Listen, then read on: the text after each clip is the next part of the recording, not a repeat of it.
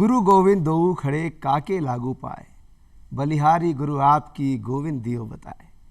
हमेशा से वैदिक सभ्यता से भी हम आज तक देखें तो गुरु शिष्य परंपरा हमेशा चली आई है और शिक्षक का महत्व हर एक स्टूडेंट के दिल में ऐसा होता है कि जब भी अपने किसी टीचर की याद आती है या बात होती है तो बस याद आती है, अरे वो मेरे अध्यापक आज भी याद आते हैं, क्योंकि वो रास्ता दिखाते हैं और कहते हैं ना कि जो अज्ञानता का जो अंधेरा है उसे एक छोटा सा दीपक दूर कर देता है। तो शिक्षा बहुत ज़रूरी है और इसीलिए आज ख़ास सुप्रभात धरती धौरारी। नमस्कार, मैं तरुण व्यास आप सभी को कहता हूँ पूरे दूरदर्शन राजस्थान की तरफ से शिक्षक दिवस की बहुत बहुत शुभकामनाएं आप सभी को, शिक्षकों को भी और स्टूडेंट्स को भी। और आज जिन शख्सियत से मुलाकात करवाएं आपकी, उनको देखकर ऐसा लगता है कि शिक्षा और वो खुद पर्याय हैं एक दूसरे के। जी, आप इतने जाने माने शिक्षाविद रहे कि आज भी सब लोग यूँ कहते हैं कि हो तो हमारे सर हो तो डॉक्टर दुर्गा प्रसाद अग्रवाल जैसे हों, क्योंकि जब वो पढ़ाते थे तो पढ़ाते पढ़ाते आगे बढ़ते गए तो बहुत से स्टूडेंट्स जुड़ते गए, और जब वो कॉलेज शिक्षा विभाग में संयुक्त निदेशक पद पर रहे तो बहुत अच्छा काम किया, फिर वहाँ से सेवानिवृत्त हुए, लेकिन उसके बाद भी शिक्षा और ये कभी एक दूसरे से अलग नहीं हुए। साहित्यकार हैं जाने माने, बहुत सी किताबें लिखी हैं, बहुत से वृतांत लिखे हैं, और साथ ही साथ अगर हम शिक्षकों की बात करें तो सबसे पहले कंप्यूटर की शिक्षा भी आप ही ने ली, और यूँ कहें कि आज भी दुनिया में डिजिटल युग आया उससे पहले वो खुद ही डिजिटल हो गए, ऐसे शिक्षक हैं। और आज हम इनसे बात करेंगे। डॉक्टर दुर्गा प्रसाद अग्रवाल जी, बहुत बहुत धन्यवाद, नमस्कार, आप यहाँ पधारे और आपको बहुत बहुत शुभकामनाएं शिक्षक दिवस की। बहुत बहुत धन्यवाद तरुण जी।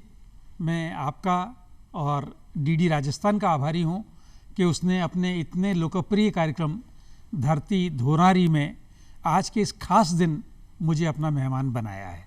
जी सर, आज असल में आज शिक्षक दिवस है और क्योंकि मेरा पूरा जीवन शिक्षा से जुड़ा रहा है, इसलिए मेरे लिए तो इस दिन का बहुत महत्व है। तो सर, जैसे हम अब आज भी देखते हैं जिस दिन ये दिवस आता है तो बच्चे स्कूल में खुद टीचर बन जाते हैं एक दूसरी क्लास में जाकर, तो क्या शिक्षक दिवस की महत्वता है, कैसे आज भी वो एक बच्चा जुड़ जाता है और वो खुद टीचर बनने की सोचता है? बिल्कुल तरुण, मैं भी इस बात को याद करता हूँ कि आप किसी छोटे बच्चे से आज भी पूछें कि बेटा तुम बड़े होकर क्या बनना चाहोगे, तो काफ़ी समय तक उसकी आकांक्षा यही रहती है कि मैं शिक्षक बनना चाहूँगा। जी, बच्चों के लिए रोल मॉडल होते हैं शिक्षक। और आजकल एक नई टर्मिनोलॉजी और आ गई है, ज़रा खुलापन आ रहा है ना जी, तो आप बच्चों से पूछें आपका किस टीचर पर क्रश था। तो हमारे ज़माने में क्रश नहीं होता था, हमारे फेवरेट टीचर होते थे, लेकिन आज टीचर्स पर क्रश होने लगा है। मुझे लगता है वो क्रश भी सराहना का ही एक रूप है। जी, और आपने देखा होगा घरों में भी ये होता है कि बच्चे अपने माँ बाप की बात से ज़्यादा अपने शिक्षक की बात को महत्व देते हैं। जी, हमारे सर ने कह दिया है तो वो अंतिम है, चाहे कभी कभी चूक किससे नहीं होती है, शिक्षक से भी हो जाएगी, माँ बाप समझाने की कोशिश भी करेंगे, लेकिन बच्चा कहेगा नहीं मेरे टीचर ने कह दिया है, तो बस वो तो गलत हो ही नहीं सकता। सर, आपने जो बात कही कि हर बच्चा सोचता है कि वो शिक्षक बने, ये बहुत अच्छी बात, मैं भी सोचता था। लेकिन आपकी अगर हम बात करें, आपके बचपन को देखें तो आप बचपन में क्या सोचते थे, मैं क्या बनना चाहता हूँ, क्या इच्छा थी आपकी? देखो तरुण, एक तो मैं जिस समय में बड़ा हो रहा था, मेरा जन्म 1945 का है जी, तो उस ज़माने में एक्सपोज़र उतना नहीं था जितना आज है। उस ज़माने में लोगों के मन में कोई बड़ी कल्पनाएं होती ही नहीं थी, और हम जैसे मध्यम वर्गीय लोगों के जीवन में तो कल्पनाओं का और भी अभाव था, सीमित थी कल्पनाएं। और मेरे ज़माने में मैं याद करता हूँ कि माँ बाप का सपना होता था कि हम अपने बच्चे को या तो डॉक्टर बनाएं या इंजीनियर बनाएं, ये दो के अलावा कोई 2.25 या 2.5वां सपना भी नहीं होता था। और क्योंकि मैं एक व्यापारी परिवार से था तो मेरे माँ बाप का सपना था कि मैं उनके व्यापार को आगे बढ़ाऊंगा। तो ये तो 3 सपनों की बात हो गई। लेकिन पता नहीं कैसे ऐसा हुआ कि मैं जब पढ़ने लगा, कॉलेज में पहुंचा, तो साहित्य में मेरी रुचि हो गई और मुझे बड़े अच्छे अध्यापक मिले। तो धीरे धीरे मेरे मन में ये सपना आकार लेने लगा कि जैसे ये अध्यापन कर रहे हैं वैसे ही मैं भी अध्यापन कर सकूं। तो कोई ऐसे अध्यापक जिन्हें आप रोल मॉडल भी मानते हों या जिनका आपके जीवन पर बहुत प्रभाव पड़ा हो, उनके बारे में कैसे कुछ मुलाकात या कुछ उनके बारे में बताना चाहेंगे आज? तरुण, आपने बड़ा एक ऐसा तार छेड़ दिया है कि मेरे मन में पता नहीं कितनी राग रागिनियाँ बजने लगी हैं। मैं बहुत भाग्यशाली रहा हूँ कि मुझे जीवन में बहुत बहुत अच्छे शिक्षक मिले, और मैं किसी विनम्रता में ये बात नहीं कह रहा हूँ। जब मैंने लगभग 35 साल अध्यापन किया तो मुझे बार बार वो शिक्षक याद आते रहे, और मन में ये सोचता रहा मैं कि क्या मैं जैसे वो थे उनका एक अंश भी बन पाया हूँ जी। इतने बढ़िया शिक्षक मुझे मिले। डॉक्टर देवराज उपाध्याय हिंदी आलोचना के शिखर पुरुष माने जाते हैं, मुझे उनसे पढ़ने का सौभाग्य मिला। डॉक्टर नवल किशोर हिंदी कथा साहित्य के बहुत बड़े आलोचक हैं, उनका मुझे विद्यार्थी होने का मौका मिला। डॉक्टर प्रकाश आतुर राजस्थान की साहित्य की दुनिया में बहुत जाना पहचाना नाम है। वे मेरे लिए शिक्षक नहीं थे, वे मेरे लिए अभिभावक थे, और मैंने तो उनके निधन पर जो शोक सभा हुई, अनायास मेरे मुंह से एक वाक्य निकला, आज भी मैं उस वाक्य को याद करता हूँ कि पता नहीं पुनर्जन्म होता है या नहीं होता है, लेकिन अगर पुनर्जन्म जैसी कोई चीज़ हो तो मैं चाहूँगा कि अगले जन्म में मैं प्रकाश आतुर के घर में ही जन्म लूँ। क्या बात! तो ऐसे शिक्षक जिन्होंने आपके जीवन को ढाला, आकार दिया, और मैं आज भी ये मानता हूँ कि अगर आज जीवन में मैं थोड़ा बहुत कुछ कर पाया हूँ तो अपने उन्हीं शिक्षकों के कारण कर पाया हूँ। सर, ये गुरु शिष्य परंपरा हमेशा चली आती रही, और भगवान श्री कृष्ण भी पढ़ने गए संदीपनी आश्रम में जी, और सभी ने पढ़ाई की, भगवान राम भी गए। ये जो शिष्य और गुरु की जो एक बॉन्डिंग थी वो चलती चली आई। आज इस परिवेश में आप इसे कैसे देखते हैं? कितना, क्या कुछ बदलाव है आप फील करते हैं? हाँ, बदलाव हुआ है, और ये बदलाव मुझे अस्वाभाविक नहीं लगता है, न बुरा लगता है। देखो, ये जो हम गुरु शिष्य परंपरा की बात करते हैं, प्राचीन भारतीय परंपरा की बात करते हैं, तब शिक्षा ग्रहण करने वाले कम थे, शिक्षा देने वाले ज़्यादा थे।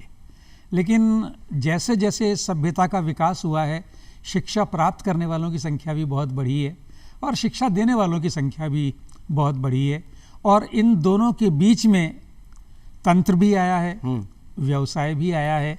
तो आज ठीक वैसे ही रिश्ते रह जाएं, ये तो संभव नहीं है जी।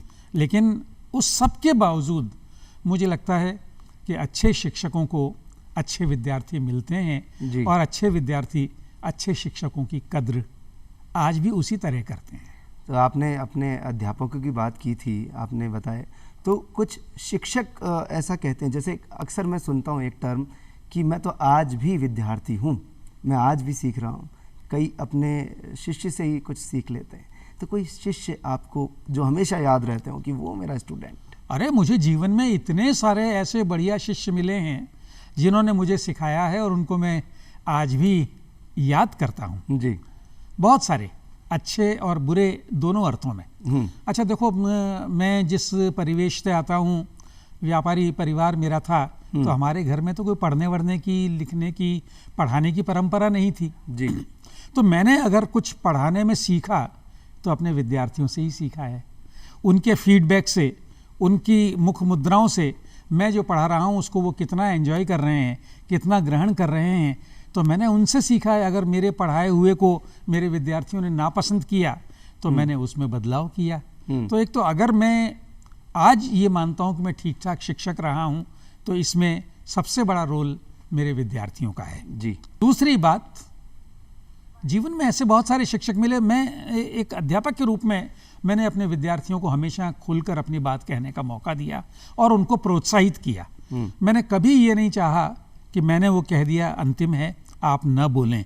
मैंने उनको प्रोत्साहित किया और चाहा कि अगर मुझ में कुछ कमी आपको लग रही है तो वो भी आप खुलकर कहें। और बहुत सारे विद्यार्थियों ने, मुझे एक छोटा सा प्रसंग याद आता है, ये मेरे अध्यापन काल के शुरू की बात है जी।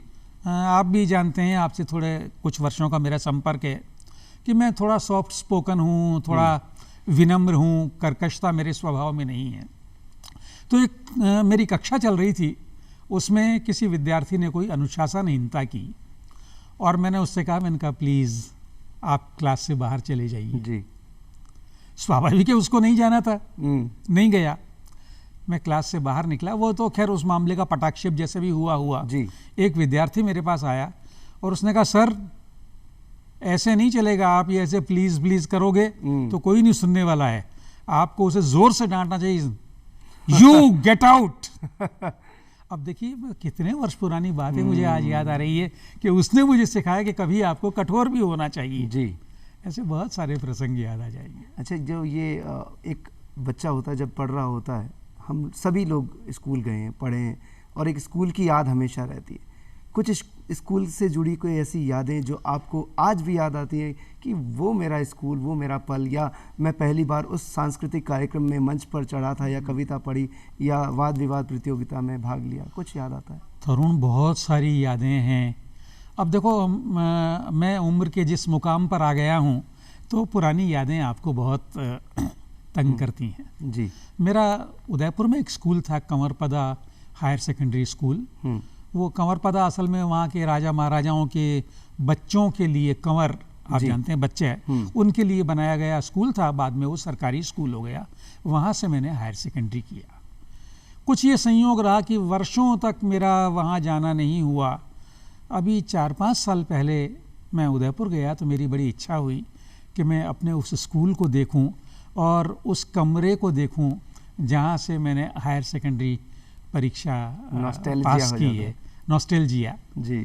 मैं गया, पता लगा आज किसी कारण से स्कूल में छुट्टी है। लेकिन एक कोई चपरासी नुमा व्यक्ति था, मैंने उससे बड़ी विनम्रता से अनुरोध किया कि भैया मेरे को तू ज़रा अंदर ले चल। जी। उसको भी लगा ठीक ठाक सा आदमी है, कोई ये तोड़ फोड़ तो करेगा नहीं। वो मुझे लेकर गया।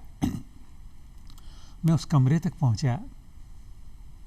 अब मैं कैसे बताऊं तरुण, वहाँ जाकर मैं एक कुर्सी टेबल थी, वहाँ जाकर बैठा और इतनी ज़ोर से मेरी रुलाई फूटी। और वो चपरासी मुझे देख रहा है कि इस आदमी को क्या हो गया, इस बूढ़े आदमी को ये ऐसे क्यों रोए जा रहा है। और मेरे आंखों से आंसू बिल्कुल जैसे बह रहे हैं, अविरल बह रहे हैं। वो सारी चीज़ें मुझे याद आ गईं, कैसे कौन से अध्यापक थे, क्या पढ़ाते थे, क्या हमारे संघर्ष थे, कैसे इस टेबल पर हम शाही की दवात रखते थे। उस ज़माने में पेन वेन और बॉल पेन तो बहुत बात की चीज़ है। पेन भी हम लोगों को मैसर नहीं थे। वो निब वाली कलम होती थी जिसको डुबो डुबो कर लिखा जाता था। एक फिर ब्लॉटिंग पेपर होता था। वो सारी चीज़ें मुझे याद आई। हम लोग तो, आज के बच्चे तो बड़े वैभव के ज़माने में जी रहे हैं। हम लोगों का वो जो अभाव वाला काल था। तो ऐसी बहुत सारी यादें। सर, जो ये अभाव वाला काल, फिर प्रभाव वाला काल आया, आप संयुक्त निदेशक पद पर भी रहे, आपने बहुत सारा यूँ कहें कि काम किया शिक्षा के लिए, एक अलग जगह इस सब में। हम जानना चाहते हैं कि जब ये कंप्यूटर का दौर भी आया तो यहाँ ये बात समझ में आती है कि सबसे पहले कंप्यूटर सीखने वाले और उस पर अच्छा काम करने वाले, यानी तक कि एडिटिंग तक आपने करना सीख लिया। तो ये एक ललक होती है सीखने की, कैसे आपने उसको, क्योंकि काफ़ी लोग नहीं मुझसे ये नहीं होगा सोचते हैं। हाँ, ये तरुण कुछ मेरे स्वभाव में अब क्यों है मैं भी इसका विश्लेषण नहीं कर सकता, लेकिन नई चीज़ें सीखने का और ख़ुद करने का उत्साह मुझ में हमेशा से रहा है। मैं एक छोटा सा प्रसंग आपको, दूसरी बात कहूँ, मैं गवर्नमेंट कॉलेज जालौर में प्रिंसिपल था जी। अब सामान्यतया प्रिंसिपल की एक छवि होती है कि वो अपने चैम्बर में बैठा है, उसका कोई किसी से जीवंत संपर्क नहीं है और उसके पास, बेचारे के पास काम भी इतने होते हैं कि वो संपर्क नहीं रख पाता है। मैंने एनुअल फंक्शन के वक्त में अपने साथियों से कहा कि मैं चाहता हूँ यहाँ एक क्विज़ की जाए। वो दौर वो था जब क्विज़ का बड़ा हिंदुस्तान में शौक था लोगों को। सारे टीवी चैनल्स वगैरह पर क्विज़ आती थी। हालांकि टेक्नोलॉजी उतनी विकसित नहीं थी। तो मैंने कहा, और एक एक करके मेरे सारे प्रोफेसर्स ने हाथ खड़े कर दिए कि सर ये तो हमसे संभव नहीं है। तो मैंने कहा अगर कोई नहीं कर रहा तो चलो मैं कंडक्ट करूँगा। क्या? और मैंने एक क्विज़ कंडक्ट की और आपको आश्चर्य होगा, अब भी अगर उस ज़माने के विद्यार्थी मिलते हैं या उस कॉलेज के शिक्षक मिलते हैं तो उन्हें केवल ये याद है कि सर आपने एक क्विज़ कंडक्ट की थी। जी।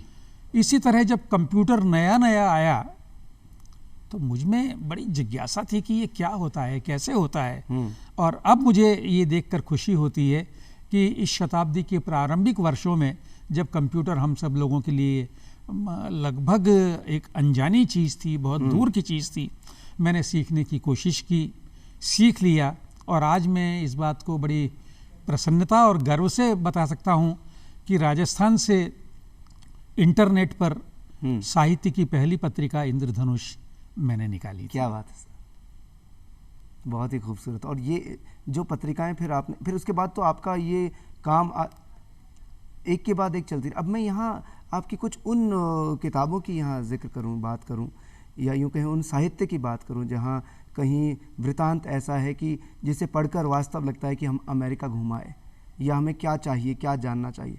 तो मैं आपकी एक इस किताब की बात करूं जो आपने लिखी, देश परदेश।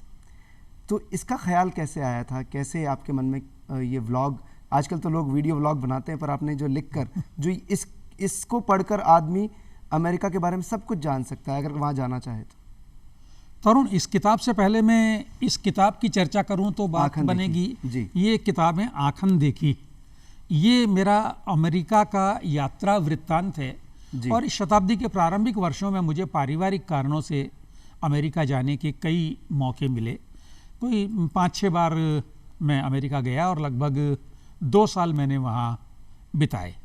अब आप ये भी याद कर लीजिए कि इस शताब्दी के प्रारंभ में यानी 2003, 4, 5 में तब मीडिया का इतना विस्तार नहीं हुआ था, तो हम लोग दुनिया के दूसरे देशों के बारे में जितना आज जानते हैं उतना उस समय में नहीं जानते थे। अब क्योंकि 2 साल मुझे वहाँ रहने का मौका मिला तो वहाँ के जीवन को मैंने बहुत नज़दीकी से देखा और इस किताब आँखन देखी में मैंने वहाँ के जीवन के बारे में अपने इम्प्रेशंस, अपने प्रभाव, अपनी प्रतिक्रियाएं लिखी और ये किताब लोगों को बहुत पसंद आई। आँखन देखी दोनों को, जो लोग अमेरिका में रह रहे थे उनमें से कुछ लोगों ने मुझे ये प्रतिक्रिया दी कि देखिए भारत से जो भी आता है वो यहाँ के बारे में बिल्कुल रटी रटाई बातें कहता है कि देखिए यहाँ भौतिकवाद है, यहाँ तो नग्नता है, यहाँ अश्लीलता है, यहाँ पूंजीवाद है। आपने यहाँ के जीवन का दूसरा पहलू लोगों को दिखाया है। तो थोड़ा मेरा भी उत्साह बढ़ा, कोई तारीफ करता है तो आपको अच्छा ही लगता है।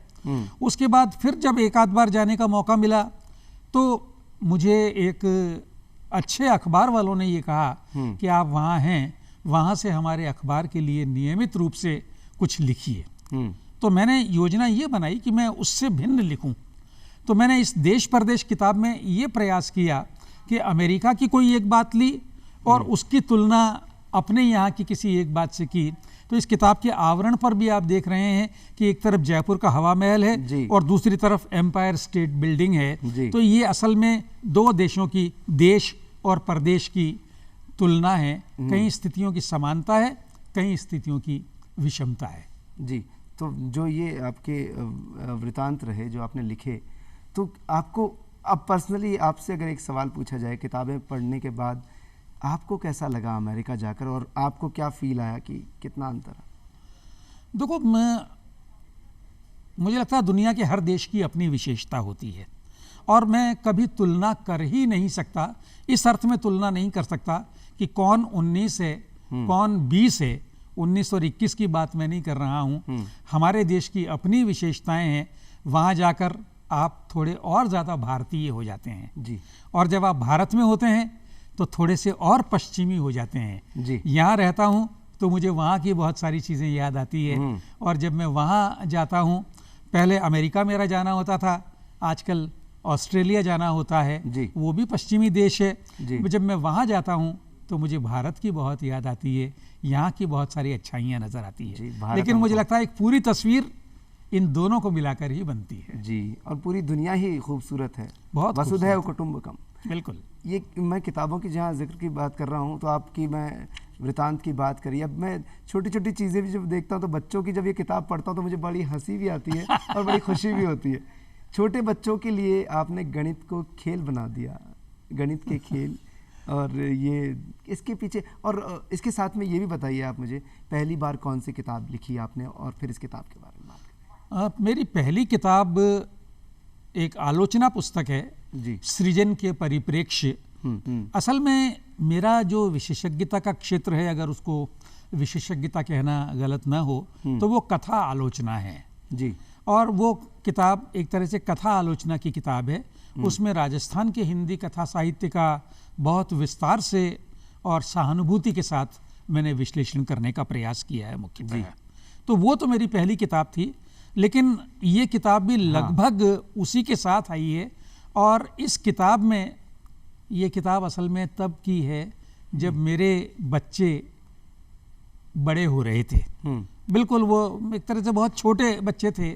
और आज तो बच्चों के पास बहुत सारे विकल्प हैं, उस ज़माने में बच्चों के पास खेल कूद के ज़्यादा विकल्प नहीं थे, तो वो पढ़ते थे, खूब पढ़ते थे। तो मैंने उनके मनोरंजन के लिए गणित की पहेलियों को सरल बनाकर लिखा।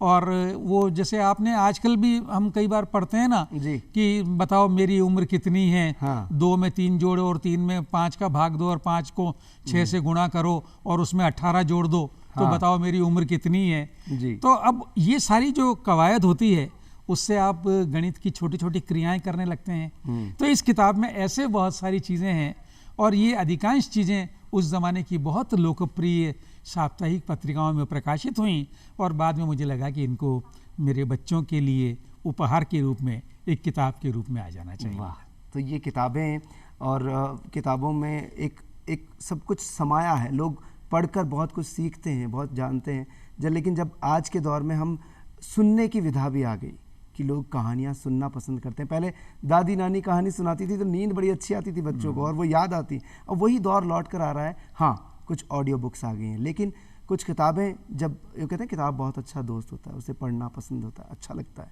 जो भी पढ़ता है। एक लाइब्रेरी बड़ी पसंद होती है कि हाँ मेरे घर में लाइब्रेरी है।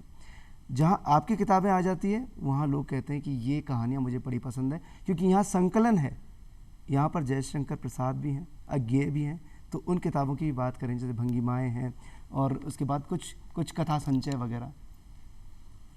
जैसा मैंने कहा तरुण, मेरी कथा साहित्य में बहुत रुचि रही है, और साहित्य में यूँ तो हर विधा बड़ी अच्छी लगती है, लेकिन अगर मुझे कोई एक विधा अपनी पसंद की चुनने को कहे तो वो कथा साहित्य होगा, कहानी और उपन्यास। मैं लगातार पढ़ता हूँ, और हमेशा मेरी कोशिश होती है कि मैंने अगर कुछ अच्छा पढ़ा है तो आप मिल जाएंगे, तो आपको पकड़कर मैं आपको कहूँगा कि यार ये कहानी बड़ी अच्छी, इसको पढ़ो, सुनो। तो मैंने अपनी इन किताबों में यही प्रयास किया है कि जो कहानियाँ मुझे बहुत अच्छी लगी वो मैंने लोगों के पढ़ने के लिए संकलित की हैं, और इन्हें लोगों ने पढ़ा भी है, सराहा भी है। जी। अब आपने एक और अच्छी बात कही, आजकल किताबों के स्वरूप बहुत बदल रहे हैं। पीडीएफ हो गया है, वो पीडीएफ हो गया है, या ऑडियो बुक। अब टेलीग्राम पर आप पता नहीं कितनी सारी किताबें आपको मिल जाएंगी। हालांकि उसके साथ दूसरे कुछ नैतिक प्रश्न जुड़े हुए हैं, उनकी चर्चा हम अगर करेंगे तो अनावश्यक विस्तार हो जाएगा, इसलिए वो बात तो मैं नहीं कर रहा हूँ। लेकिन किंडल आ गया, मान लीजिए एक उपकरण आ गया। अब कितनी बड़ी बात हो गई है कि इस किताब से भी पतले एक उपकरण में 10,000 किताबें मेरे पास हैं। जी। आपने घर में लाइब्रेरी की बात कही, लेकिन आप देखो ना, अब शहर तो बड़े होते जा रहे हैं, घर छोटे होते जा रहे हैं, स्पेस की कमी है। अब कौन अपने घर में एक लाइब्रेरी रखना अफोर्ड कर सकता है? जी। तो एक किंडल आ गया, अब 10,000 किताबें मैं एक छोटे से उपकरण में लिए बैठा हूँ, और कहीं भी जाकर मैं यात्रा कर रहा हूँ तब भी वो 10,000 किताबें मेरे साथ चल रही है। जी। और अगर मेरे लिए वो संभव नहीं है, तो मैं कहीं यात्रा कर रहा हूँ या सुबह भ्रमण कर रहा हूँ, तो चलिए मैंने ईयरफोन लगाया और मैं ऑडियो बुक सुन रहा हूँ।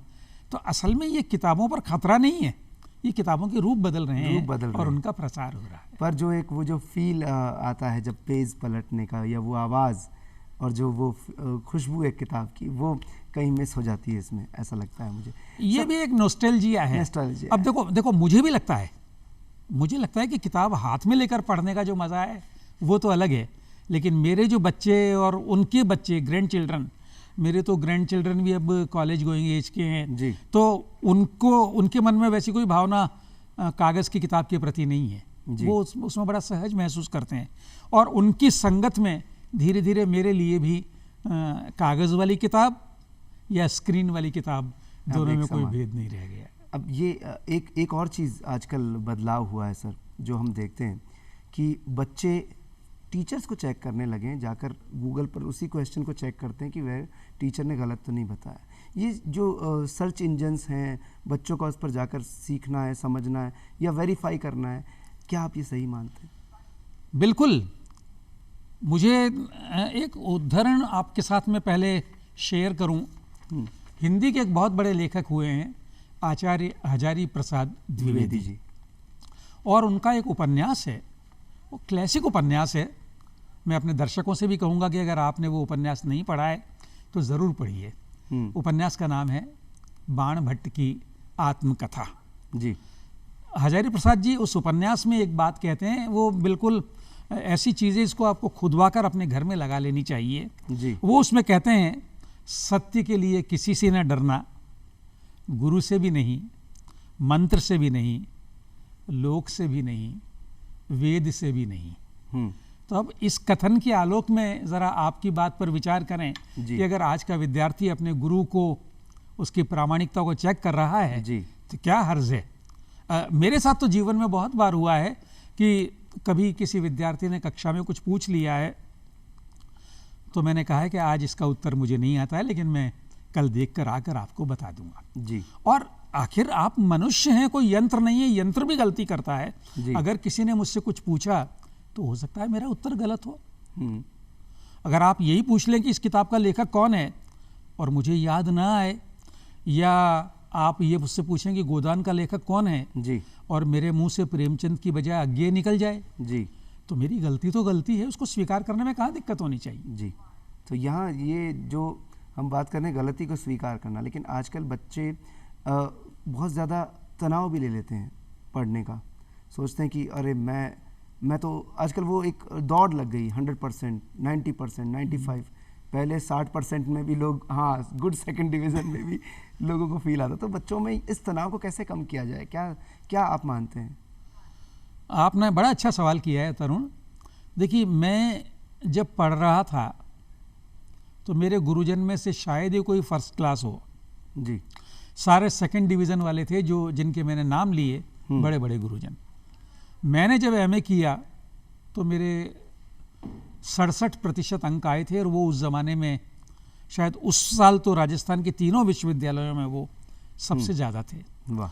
अब हमारे जो ग्रैंड चिल्ड्रन स्कूल से आते हैं और वो कहते हैं कि दादा 98 आया है, 98 आया है, तो हमको बहुत खुशी नहीं आती है जी। लगता है कि 100 क्यों नहीं आए।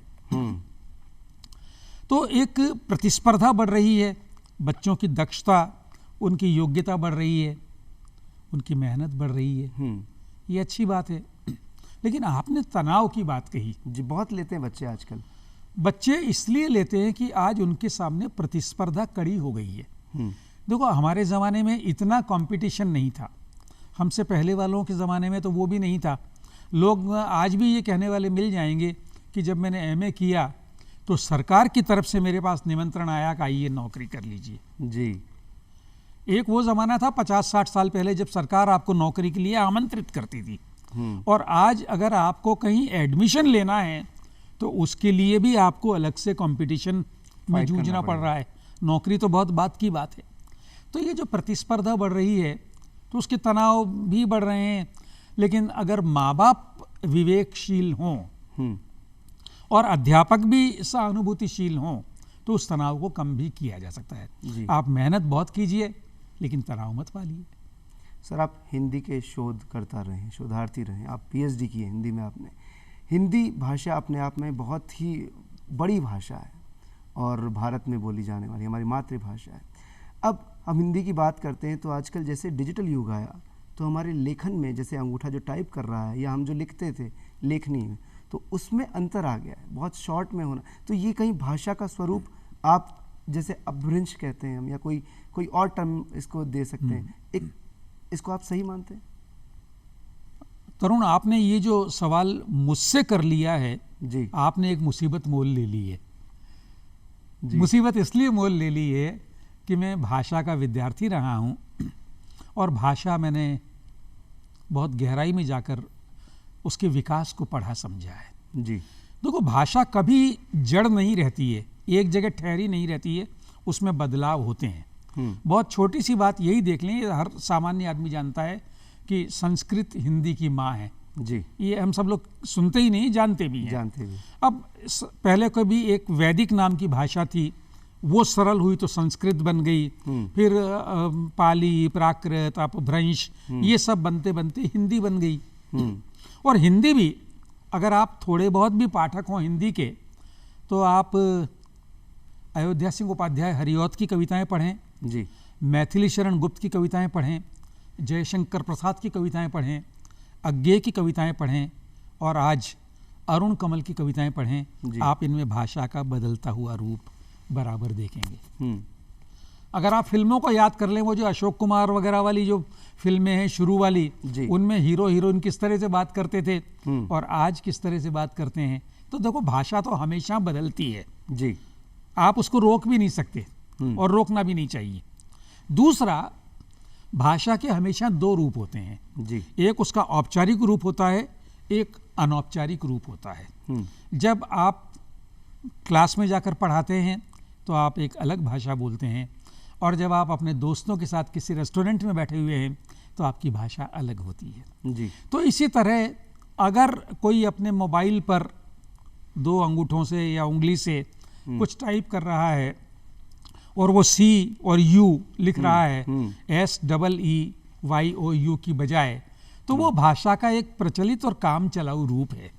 लेकिन अगर वो कोई पत्र लिखेगा, कोई आवेदन लिखेगा, तो वो फिर ऐसे नहीं लिखेगा। तो इसलिए ये जो शॉर्टकट्स हैं ये जीवन में सब जगह होते हैं, भाषा में भी है। सर बहुत अच्छी बात की आपने, शॉर्टकट्स होते हैं जीवन में। आजकल एक शॉर्टकट और आया है जो कि पूरी दुनिया को जिसने हिला दिया है। सब लोग समझने लगे, अरे हमारा दिमाग साइड में रखते हैं, हम AI से बात करते हैं, वो हमें सब कुछ बता देगा। आर्टिफिशियल इंटेलिजेंस एक नई टर्म, चैट GPT, ये सब चीज़ें आई तो एकदम से सब लोग एक्सेप्ट, कुछ देशों ने तो कहा नहीं नहीं नहीं, ये हमारे जो यंग जनरेशन है उनको मतलब माइंड यूज़ ही नहीं कर पाएंगे वो। तो आप इसको किस तरीके से देखते हैं AI? देखो, जब भी कोई नई चीज़ आती है ना, मनुष्य का एक स्वभाव होता है रेजिस्टेंस का, प्रतिरोध का, उसके प्रति संशय का। असल में तरुण, जब पहली बार ये मुद्रित किताबें आने लगी ना जी, तो बड़ा विरोध हुआ था। आप, मुझे पता नहीं आपको जानकारी है या नहीं, पहले तो वो लोग केवल याद से ही काम चलता था। इसके बाद जो आपने औरंगजेब वगैरह इन बादशाहों के किस्से सुने होंगे कि वो कातिब रखते थे और किताब लिखवाते थे और बड़ी सीमित प्रतियां उसकी होती थी, कॉपीज होती थी। जब किताबों का मास प्रोडक्शन होने लगा तो बड़ा विरोध हुआ। शास्त्रीय संगीत और संगीत की दुनिया में बहुत सारे उस्ताद लोग अपने गानों को रिकॉर्ड करवाने से मना करते थे कि मेरा गाना रिकॉर्ड मत करो, कोई गहरा गहरा सुन लेगा जी। लेकिन आज संगीत सबके लिए सुलभ हो गया, आज किताबें सबके लिए सुलभ हो गई। उसी तरह से ये जो नई टेक्नोलॉजी आई है, जब कंप्यूटर आया था तो हम बड़े दुखी होते थे कि इससे तो लोग बेरोजगार हो जाएंगे। हुए क्या बेरोजगार? रोजगार के स्वरूप बदल गए। तो इसी तरह आर्टिफिशियल इंटेलिजेंस से अगर आज हम ये सोचते हैं कि मनुष्य की बुद्धि की ज़रूरत ही नहीं रहेगी, तो मुझे लगता नहीं, ऐसा नहीं है। वो बुद्धि कोई और काम करने लगेगी जी। असल में होता ये कि आपके काम का स्वरूप बदल जाता है। अब कल जो आदमी सड़क के किनारे बैठकर जूता रिपेयर करता था या साइकिल में पंचर लगाता था, अब क्योंकि वो ट्यूबलेस टायर आने लग गए तो पंचर लगाने वाला वो काम छोड़कर कोई दूसरा काम करने लगा है। मेरी दादी नानी घर में सिलबट्टे पर चटनी पीसती थी, आज मेरे घर में मिक्सी आ गई तो मेरी पत्नी वो जो सिलबट्टे पर चटनी पीसने में लगने वाला काम और श्रम था उसका कोई दूसरा उपयोग करने लग गई जी। कुल मिलाकर बात यह है कि विकास होता गया, विकास होता गया और आप उसको रोक भी नहीं सकते। हम उदयपुर के उस स्कूल से लेकर आपके जीवन में आज AI तक के पूरे इस यूँ कहीं यात्रा को देखें तो बहुत कुछ है सीखने को, बहुत कुछ है बताने को। और आज शिक्षक दिवस है, आप सभी से क्या एक बात कहना चाहेंगे या संदेश कहें या उसे एक कहें कि प्रेरणा क्या देना चाहेंगे आप? तरुण, मैं अभी इतना बड़ा तो नहीं हुआ हूँ कि संदेश दूँ या प्रेरणा दूँ, ये तो काम बड़े लोगों के लिए छोड़ देना चाहिए।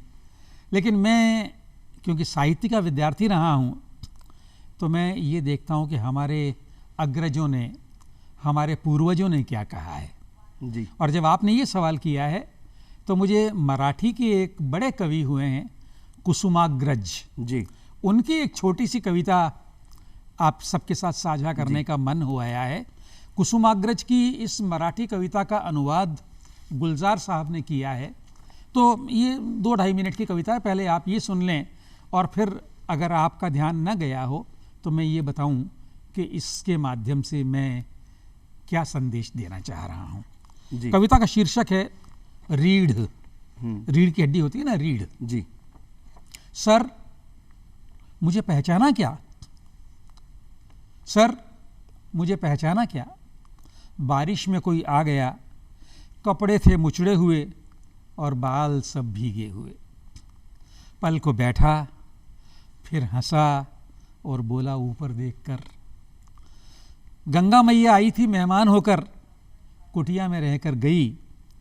मायके आई हुई लड़की की मानिंद चारों दीवारों पर नाची, खाली हाथ अब जाती कैसे।